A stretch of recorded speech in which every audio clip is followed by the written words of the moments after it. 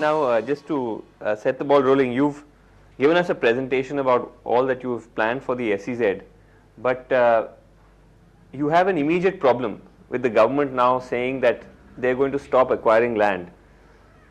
Does that create a huge problem for you? Because you can't have an SEZ without acquiring land. What I read yesterday, the Prime Minister has clarified that what he said is that most of the land should be acquired at market related prices with a willing buyer, willing seller concept. And they are considering that for contiguous purposes, a particular portion of land will be acquired by government.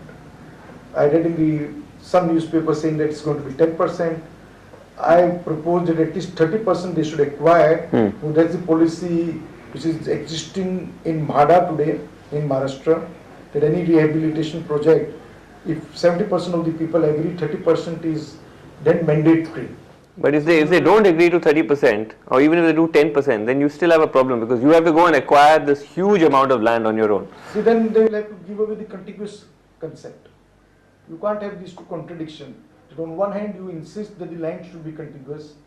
On the other hand, you will say that you will be, exposed to these naysayers who just come there and who put you to ransom. That come what may, or a third party externally who wants to be a spoil sport, who buys some pockets of land and just sits on it.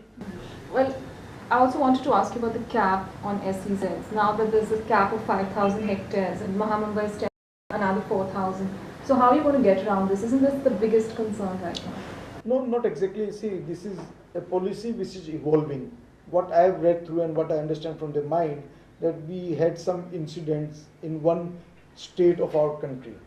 And it has been an instant reaction to this. You're talking of Nandigram. Whichever, Nandigram or some or Singur or Singur, wherever. But this is an instant reaction. To my mind, learning from our past experiences, where we used to cap our industrial units and did not allow to build world-class facilities at international competitive prices. We are going back to the same issue. Do we want to build infrastructure facilities on a world scale and provide internationally competitive facilities? No, but that apart, the fact is now if there's a cap, what are you going to do? Are you going to create two separate SEZs of 5,000 hectares each? No, not that. If that's not possible, we'll abide by the government's directive. And I just hope that wisdom will ultimately prevail. And as we grow and as we see and learn that world over no such cap exists, right. We are in a competitive atmosphere today. India is no more an island. We live in a competitive world. Okay. So it can still be negotiated, you're saying. You're not seeing this as a final no and this is not the end of your large SEZ. I'm sure this is not the final no. There's a lot more to come. But let's assume the worst case scenario that they say that 5,000 is the cap. Then are you saying that you're going to you'll have to reduce all your projections and you'll have to now look at a much smaller SEZ? Yeah, as of yet, sure, we have to reduce it to half. The Mumbai SEZ, Mahamumbai SEZ is popularly known. We'll have to reduce it to half the size. Okay, so that's a huge blow for you, isn't it? That's a huge setback. I mean, it's a big blow in the sense,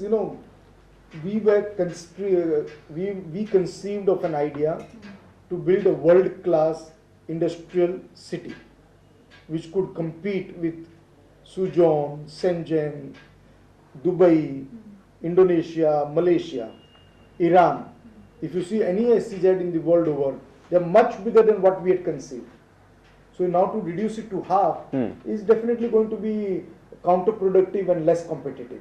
Have you had any communication with the centre about this, saying, asking them to change it, asking for a negotiation? And there's been some talk of legal action, some talk of people going to court. No, we never do that. We never go to the courts. We abide by government directives. You find your own way around the system, is Not it? at all. We believe in partnering with government, and we believe that government, for its own reasons, does something, and we must respect it. No, but And we will go to the government and place our ideas with them, and I'm sure they will change. there have been